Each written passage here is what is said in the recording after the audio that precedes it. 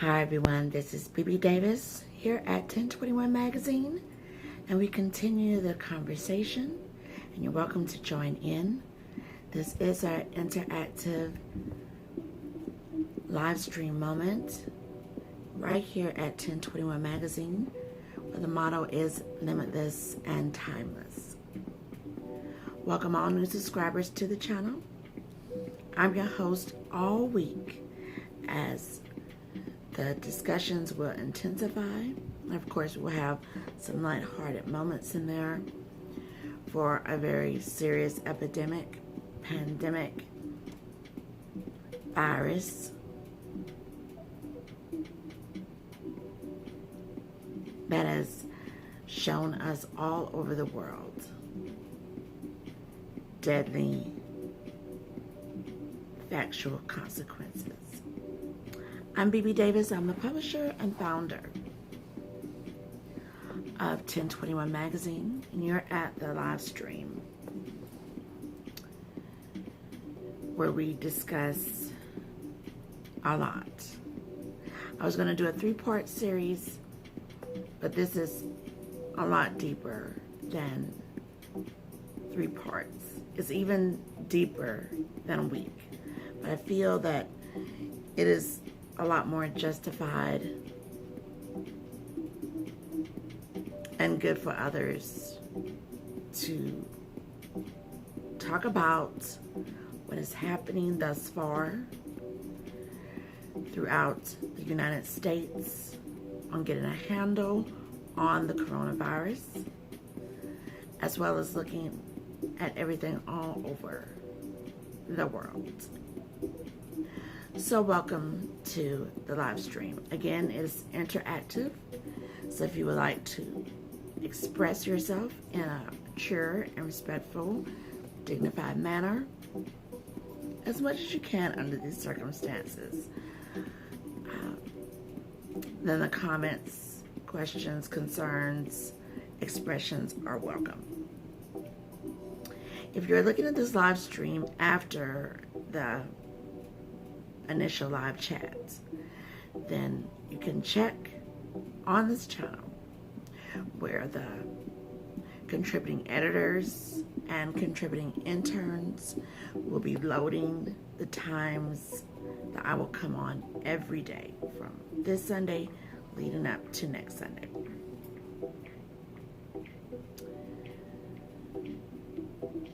As I stated earlier, you have some people who are really staying on a joking manner. The whole vibe is about a lot of jokes.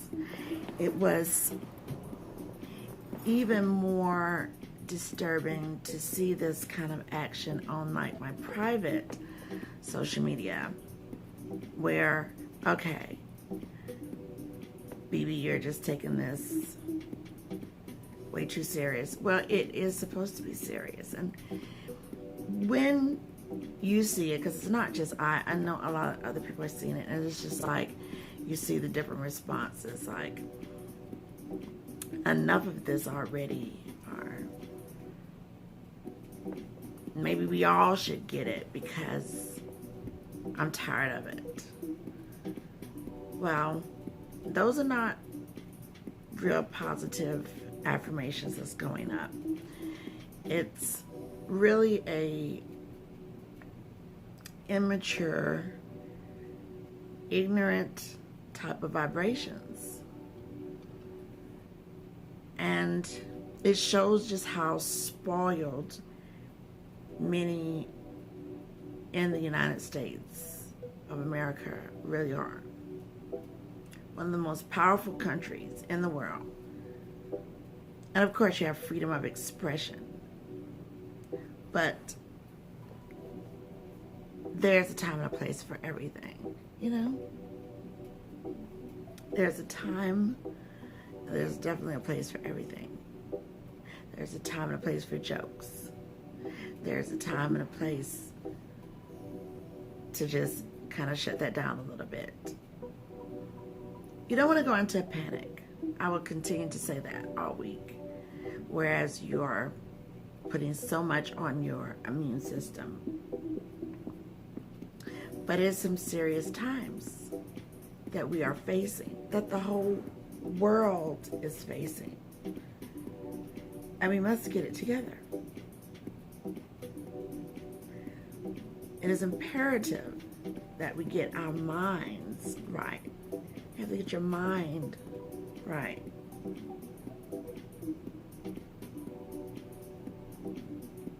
The mental is important.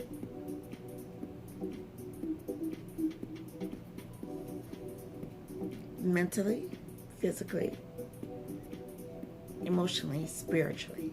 You have to get your mind right. And we're not talking about like children. You expect these responses from children of feeling like they're cooped up for being in quarantine. But you're getting this from grown adults. And I do feel that those kind of attitudes will start to shift once it starts moving closer to home. Once it starts moving closer to home for people, then it'll change. And sadly, sometimes that's just how it has to be. In the wake of not just the Ebola or the swine flu, but a really large, massive pandemic that we really felt was AIDS. And we gave a very lax tone to that. Historical facts have shown that. Until it started seeping into the mainstream of the United States. The blood supply. And so then you had women, children, who did not indulge in the same-sex lifestyle. And now they were in the midst of having HIV to full-blown AIDS, to dying. So with coronavirus, good spirits and progress, for some it's going to have to really hit home. I truly understand when you want to just make things kind of lighthearted. But it is very, very serious what we're facing. We're facing a virus that is just weaving its way all over the United States. And there is no disrespect to the numbers that we're seeing for those with infection, for the numbers that shows people who have died, and for that invisible number out there for those who are affected but you're not showing any symptoms yet. And that could be any of us. Because the moment that we step out of our safe space, and that's just kind of like what we call it, our safe space. It's really safe where we are when we are in our own homes. But definitely when you step outside, the moment you step outside, the very moment, you are at risk.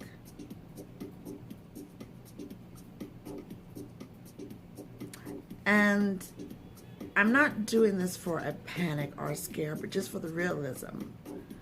Because of some of the casual attitudes that are shown on social media. And then I see a lot of them that are shown like on my private social medias and even my public ones, but like the private, like people I know. And it's just like, haha, that's cool with the jokes. Even I threw some lighthearted moments in there, but we can't forget exactly what's happening in front of us, behind us, all around us. We can't forget that. Because if we do, we're in some really deep trouble. So the numbers, like I said, no disrespect to those families who have lost loved ones, who are in the midst of losing someone. because the United States, the massiveness of our country, those numbers in regards to others is not that big yet. And hopefully we can get a better understanding of this virus, the coronavirus, COVID-19, so we can slow down the progression. It is going to take leaders. It's going to take the leaders that run this country. It's going to take those of us who elect these leaders who are running the country. It is self-involvement with everyone. If everyone does their part, then we can get a handle on this. We can't keep talking about how late we were, because that's already into the realms of the history books. Because like myself and like others, when you indulge in on the happenings of the world, you just be like, this coronavirus months ago, just taking everybody out. Shouldn't we be a little concerned when we have others who travel abroad and then they bring this back over? What kind of containment are we really looking at? What do we really know about this? And then the snowball effect just kept going. And so now we are faced with it. But we can't keep dwelling on going back. We have to focus in on what is happening now and go from there. So when we do hear those numbers, and again, no disrespect to the loss of family and anyone who has been lost or fighting for their lives or surviving it, because you know you do have the survivors, and the numbers are just not as big. It sounds so big. It should be zero. It should be like zero, but it's not. But the massiveness of how many people are in the United States, it is not that big yet. But then now with the press conference with Trump and all others in his cabinet and specialists that flanked him today, when that number jumped out there, 100,000 could be affected.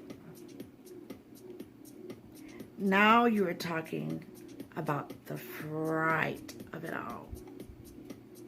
And again, is it you? Is it I? Or anyone? We all have to do our part. And so that is exactly what I and others in media who have these platforms are saying. You have to do your part. You have to do your part. There are a lot of people right now who are struggling with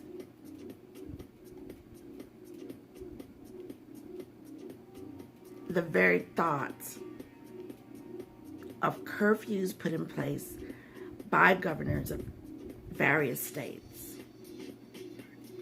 and to self-quarantine. But there are some people who have a real big issue with that. And it could be for several reasons.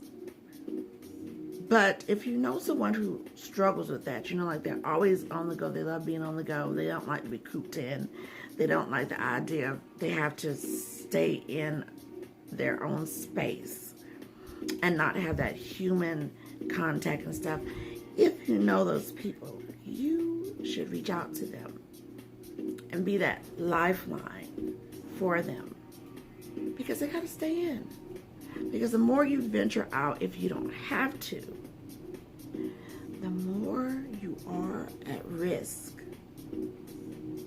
I was on the phone with someone who I know they love to get up and go. Just get up and go.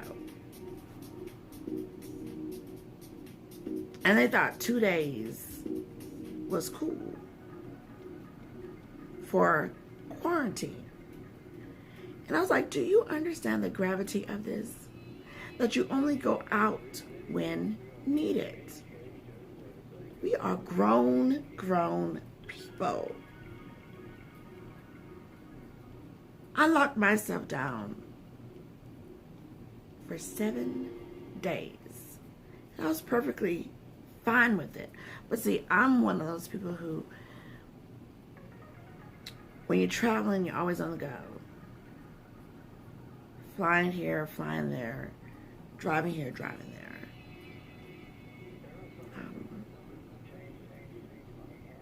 I look for the release of just being in my chill at home. And I've always surrounded myself with things that would make me comfortable within home. So I don't have to do too much going out. Like, I just like my chill time. It also has something to do also with me personally as a only child. Not every only child wants to be alone. Like, we do know that. But like, I'm perfectly fine with my own chill. So I make sure there's enough snacks, there's enough food, enough this, enough that as far as intake. I make sure that there's enough vitamins that I bought. I made sure that, you know, there's music that surrounds me, movies, good collection of books, magazines, and I guess this could just come from just that comfort of whereas you could just stay in for a whole weekend or anything, snowed in or whatever. It's on lockdown. It's not much that I have to like jump out and get, except for your, of course, your necessities of groceries and stuff like that. You know, enough candles for storms or flashlights, batteries. I'm just one of those person that always just thinks in terms of have enough. I mean, even out there, you understand what I mean by that. But even with all that, there's still some people who feel like I need to get out and I can't stand being cooped up. Well, these attitudes are gonna have to change. So when I talked to this person, I was just like, do you know the gravity of what is going on? And they are trying to give us a chance as responsible people with our freedoms and to get the gravity of what is going on here, that we need to self-quarantine ourselves as much as possible. So he was just like, well, you know what? I'm going to make sure that I'm in more than what I've been doing. So sometimes you just have to tell people like that. This is what it is. You know, you already got the stress of walking outside of your home. Coronavirus is airborne. That is factual. So then you got to wear the protective gear. And if you are running out of mask, then you need to have some other covering, like some thick scarves, some, you know, your winter scarves have a little thickness to it. And then when you're finished from being outside, you can spray it down with disinfectant, or you can go ahead and wash it, you know, whatever you need to do. When you're buying stuff or touching doors, you need to be having some kind of glove protections on. If you don't have your gloves, then you need to have some kind of mittens or, you know, your own regular wear gloves, and then spray those down if need be. You don't need to be touching as many foreign substances that we took for granted anyway. Then when you get whatever you're going to get, from the bags to what's inside the bags, example like the groceries, you drop them right in the kitchen. That's what we've been doing, on the floor, getting the sink filled with nice hot water, not scalding, and then pouring the bleach in, getting the rags, wringing them, wiping everything that you bought down, letting everything air dry before you can put it anywhere near your cabinets or your refrigerators or anything like that. Because you want to be safe. As much as possible, you want to do these due diligences as much as possible. This is not a game. And as much as people do the memes online or anything, this is serious. And it's not like, oh my God, can I get a break? Yes, you can. But some of the stuff has just been straight tawdry and ridiculous until we start seeing it come face to face at home.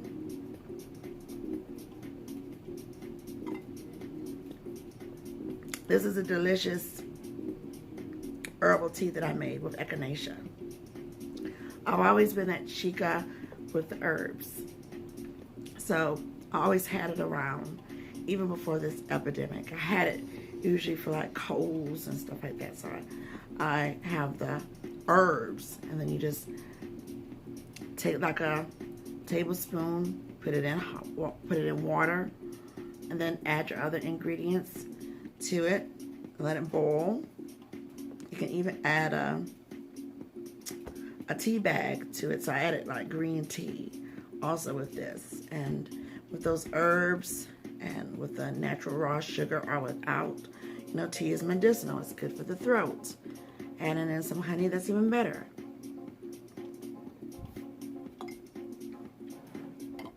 So out of everything else, I've been consistently on that.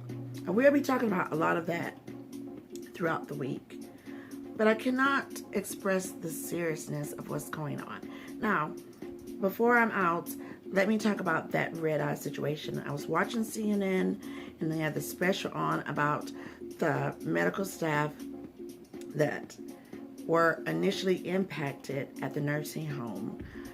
And they talked about the different symptoms that they saw. It wasn't the symptoms that we have been shown and that has been told to us. They talk about the red eye factor, okay? And not so much the pink eye, but surrounding the outside of the skin, eyes, and puffiness. So that doesn't sound like red eye, so people don't panic, because we are in the season of spring. So in the season of spring, you're going to have your allergies. So this is not to like freak people out, but it wasn't that kind of staph infection, your pink eyes. But they said it was the redness around the eyes. Like, for example, like if you can see it a little bit. Now I use a different kind of method because sometimes I love to play up my eyes with makeup. So again, because of my Native American heritage, Cherokee, Choctaw, Blackfoot Nation, I sometimes like to play up through the eyes, okay, just like right through there, okay, and I will put on like the warrior pinkish fuchsia cherry berry red, but even that's not it. So when I do throw on that makeup, that's not because, God forbid, I have coronavirus.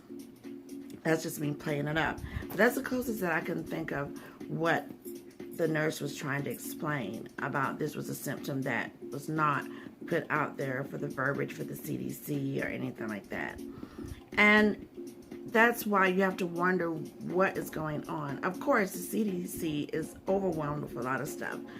But when you get these first-hand accounts of people who have dealt with these patients who died of the coronavirus, and it's just so heartbreaking because it is a lonely death, but they was also saying because they could not allow the family members to come in to comfort them because they would be compromised.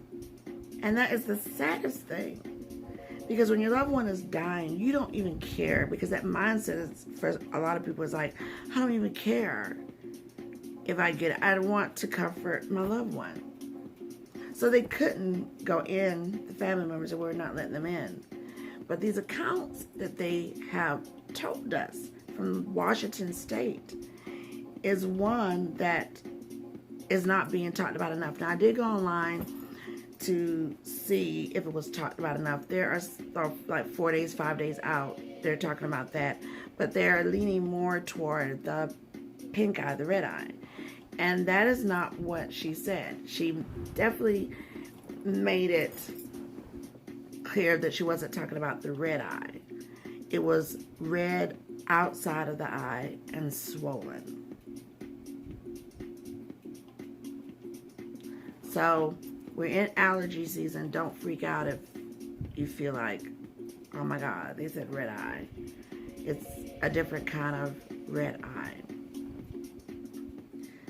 So if you do have family members, friends, associates that you know that are in the medical profession, you need to ask them, because they are on the front lines to tell you exactly what is going on minute by minute, because it could be other factors that are happening with the coronavirus that they have yet to get a handle on to see exactly how this is flowing. And if they are starting to get a handle on it, this is my optimistic vibrations that is coming out, then they are going to be starting to test things to counteract the coronavirus. Again, you have your scientists, the researchers, investigators, up close and personal with those in the medical field, up close and personal even with historians like myself. All of this and just good common sense and everything is what will help us. Because I'll talk about this more on tomorrow. When you hear different people say things like heat slows down the virus, and then when you ask a medical professional, is that true? They were just like, no, that's an urban myth. No. And then when you start hearing things like, once we get through the summer, then Corona will be back in the fall. How do we know that? How do they know that? Is it something that we don't know? Like, that's a really great guesstimate right there. It's not even a guesstimate. It's more like a, I know that it'll be back in the fall. So when you look at these press conferences, and the person that said that at the time was Lindsey Graham, when he was having the press conference in the Carolinas. And he was just like, when the summer come, we could have a little bit of drawback, but then the coronavirus will be back in the fall. How do you know that? How do you know that? And I was waiting on many other medical professionals to jump in, or either the media la familia with me to jump in on that. How do you know that the coronavirus is going to come back in the fall? If we are combating and can slow it down now. What did we miss? What do you know? What do you know? What did we miss? What did we miss here? So collectively, we're going to have to stick together. Fact, fiction, urban legend, moment by moment, facts, observations, all of this. So, hey world, we're in this together. So we're going to be talking about a lot of things. We're going to be going for different vantage points of view for the entire week. We are going to be talking about some of those myths. We are going to be talking about some lighthearted moments. We are going to be talking about historical facts of different other plagues. We're going to be doing the due diligence of investigations. And we're going to be watching moment by moment coverages of things. Because we have to. And one good thing is that we are in the age of information. And we can now use social media in one of the most critical, best ways possible. And not just for jumping online, joking around about a moment that is getting seriouser and serious by the moment. But to use social media very responsibly, getting in touch and having feedback with researchers, scientists, specialists, people in the medical field. There was a time in my life that I was in the medical field. Very proudly, I was a CNA and a caregiver. And I did it. I was working at the bank before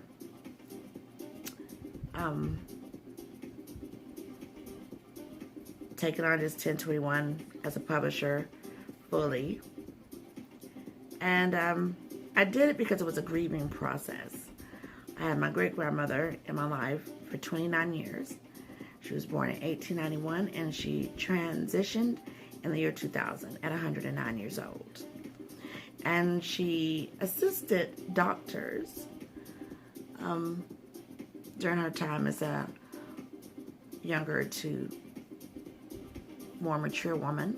She also was a medicine woman and a beautiful botanist. She was of the Choctaw Nation, Choctaw and Cherokee. Very wise, and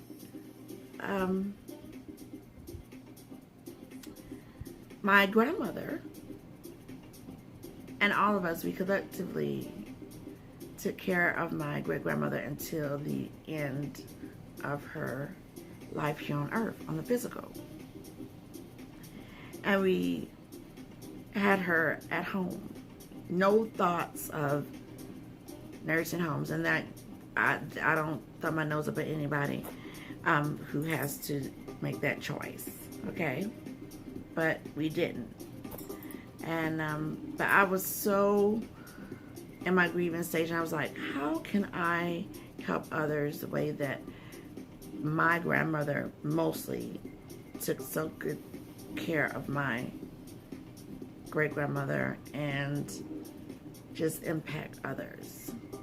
So that's what I did. After work at the bank, I would take the courses, got my license, and then I would do just contract work on the weekend to care for older people. And you get to see a lot. You get to see the yin and the yang and all of that good stuff and all that bad stuff. But overall, more good than bad. And it's just about trying to take care of people. And so when you look at this coronavirus and you see that so many older people lost their lives, and you're seeing this in various nursing homes and stuff like that because they may already have a pre-existing condition, you know, it just so much breaks your heart for that. But also to debunk some things as well.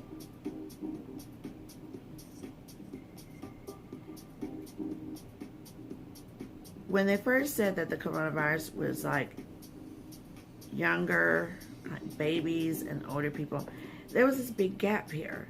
But now we see in that big gap, that's not true. Coronavirus is taking out anyone who it can. Period. You're seeing people in their 40s, in their 50s, in their 20s, sick. Some people are able to recover, some people are not. So this is where you got to really put yourself together. So in that time of being a CNA and just reading up on medical and different things like that, you get to see a lot of things, and you get to see how things that you may do for a patient that may help them along the way. So with that, you have that medical background and you want to do the research. You want to do the reporting. You want to be responsible in your reporting. You want people to know that, hey, here's a place for you if you want to have a conversation, or if you just want to sit back and take it all in. And that's what we're going to be doing here. Me and my team, who is behind the scenes, 1021 Media Group has never shied away from provocative coverage or making sure that we do what we need to do to get the right information out to people so that we can be a trusted news source, even as a digital online magazine, Lifestyles magazine. So Investigative reporting is my thing. That's my jam. And it's just going to take the meeting of the minds. It's going to take people to do the quarantine as much as possible. Do the quarantine, self-quarantine, before we get to the point where it's going to be almost straight, full-on martial law, especially with these numbers that they're showing, and they are giving the estimations of 100,000 more infections. Now that's when you see a number that's going to make you be like, oh my God. That's going to be it right there.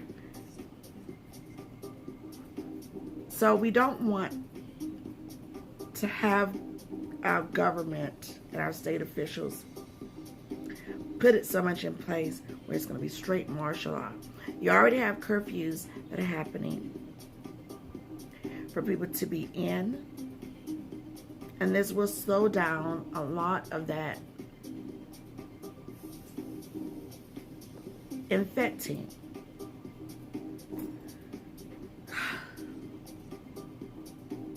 You have people who want to leave a certain state, and you can understand that, especially if that particular state or that particular city or anything like that is just so infected and you want to get out. That is a natural flight response, and no one should be judged by that.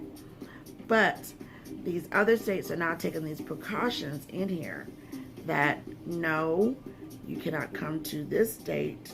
You have to stay in your own state. It is slowly moving toward the martial law.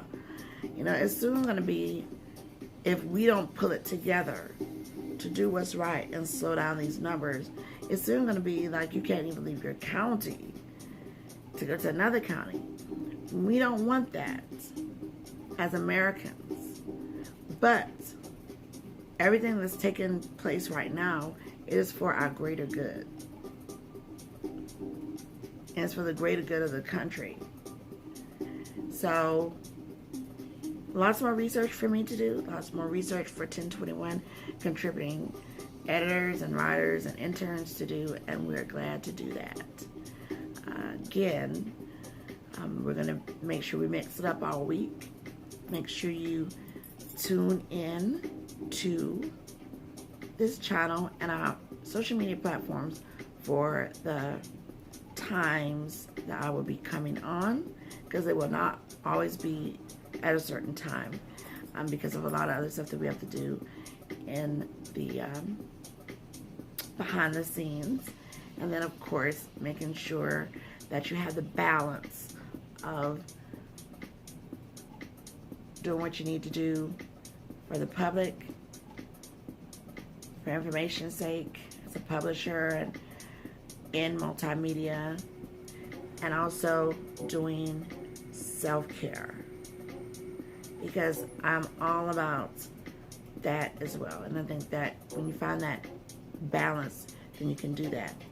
Yeah, it's going to be late nights, early mornings, in between times, getting the information, but then you do have to have that period where you just do your self-care. We'll be talking about a lot of that as well. It's going to be a well-rounded series all week, so I look forward to doing it with you all. And we'll probably have some guests on where, if we can, get guests on and do a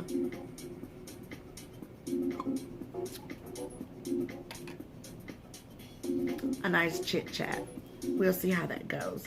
But this will be interactive, the live streams all week. So if you want to come on in and ask questions or have any expressions that you want to get out and do that in a respectful tone, then we welcome you here. Again, welcome all new subscribers to 1021 Magazine, where this is the Tada Squad on all my platforms. I just have one squad, okay, for different things, and that's the Tada Squad. Now you can find 1021 Magazine right here on YouTube, of course, because you're looking at YouTube.